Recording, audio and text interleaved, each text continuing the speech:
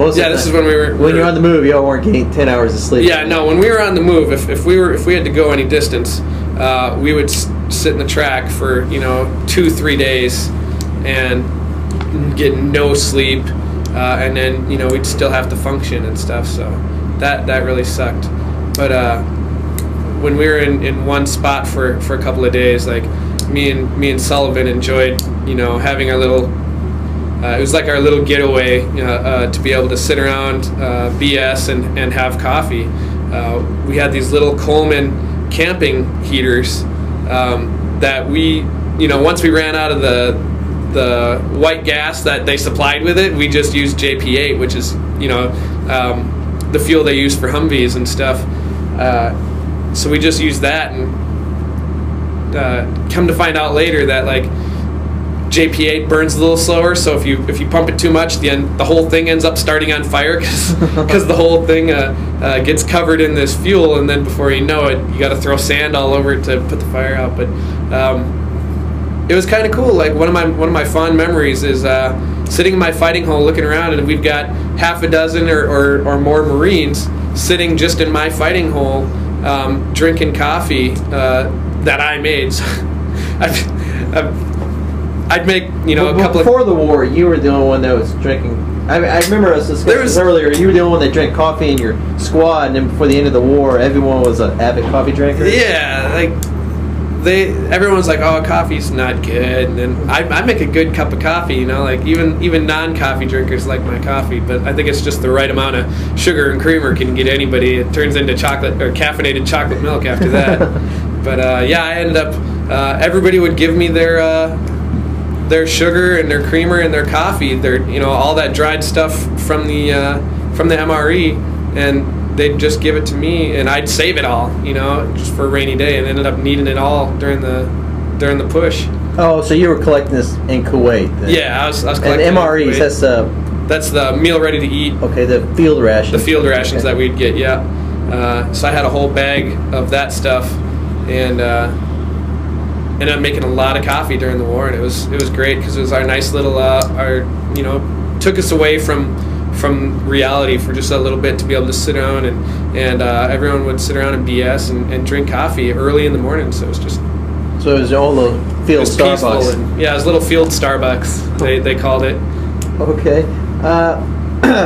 So you ended up crossing the border, and what was the first day of the war like? What was the objectives of that day for Lehman Company?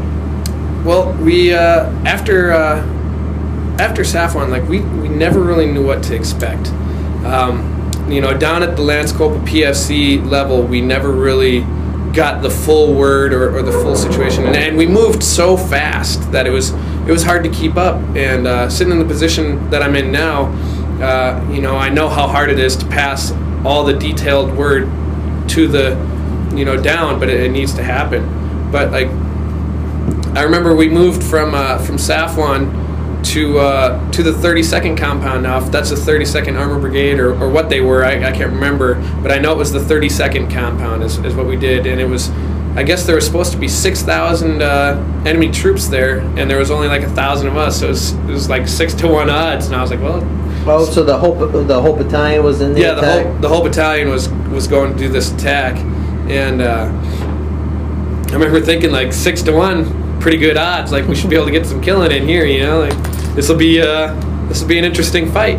So this, I guess for the viewer of these tapes in the future, this is not like who've never been on the military base. They're actually very large. This is not like 3 or 4 buildings. This is actually a huge facility. Yeah, this is the home base of the 32nd.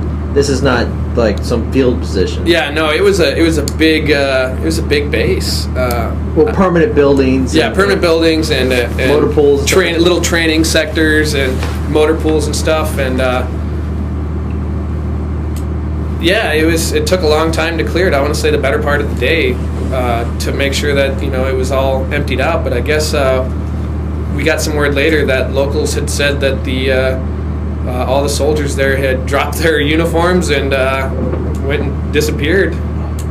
Well, But like I said, I just wanted to get an idea of what the facility looked like, because in my mind's eye, I just see like a half dozen buildings or something.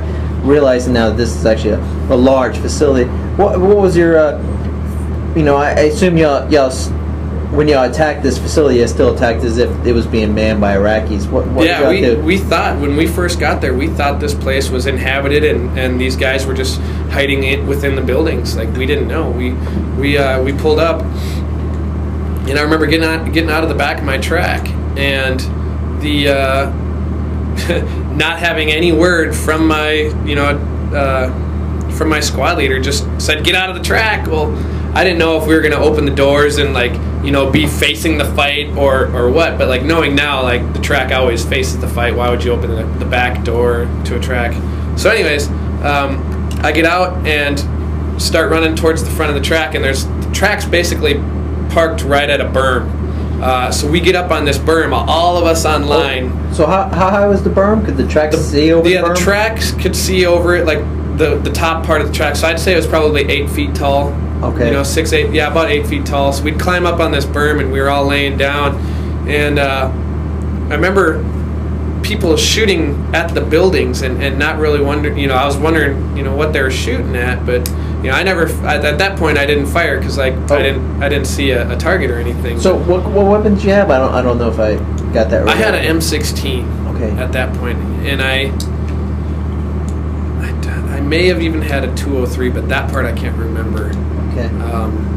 I just didn't know if I had asked you earlier today. I know you said you were a rifleman, but I wasn't, didn't ask you what weapon you had. I carried a 203 during one deployment, but not the first one. The first one I was just a point man rifleman, so I just carried the M16 on the first deployment. This is M16 A2. Actually, yeah, A2 at that time. Okay. This is M16 A2. Yep, correct.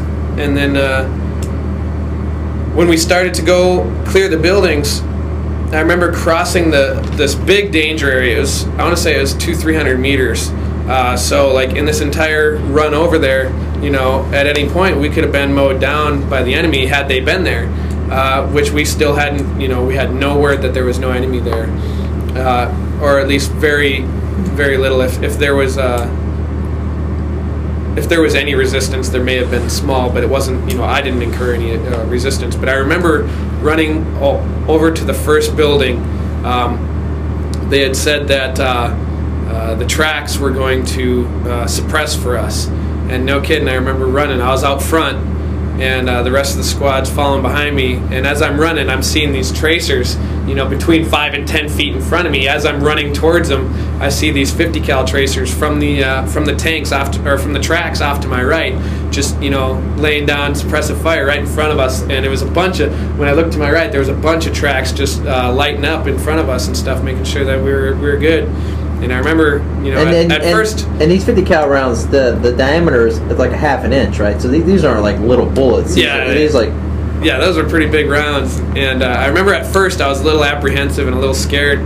But then, I was like, got Marines behind these guns. I trust myself to shoot, 5 feet in front of a Marine. I trust these guys with my life. I'm not going to slow down. I'll even pick up the pace, and they'll change their trajectory or their aim points by me. So they were just, as you were running, the gun was just walking keeping a few feet in front of you, or a few yards, or it was probably about 10 feet in front, between 5 and 10 feet in front of me. They were lighting up, and it was an adrenaline rush, that's for sure. Okay, so at that point, were you rushing? Were you?